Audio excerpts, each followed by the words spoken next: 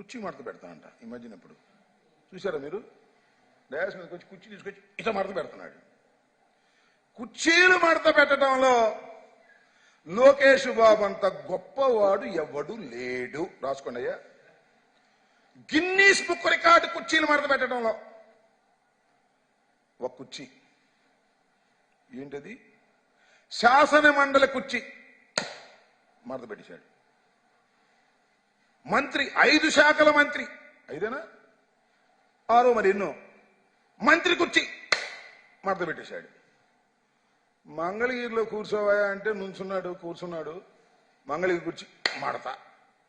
ఇక చూసుకో, రాసుకో, మడత పెట్టబోతున్నాడు తెలుగుదేశం కుర్చీనే.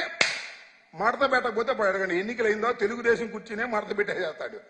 ఏమీ సందేహం లేదు. నేను అనేక సార్లు చెప్తున్నా, అరే బాబు, మీ తెలుగుదేశానికి పట్టిన శని ఈ కుర్చీలు మడత పెట్టే లోకేశారా బాబు అంటే, ఆహా, మీరు నా మాట నమ్మరు.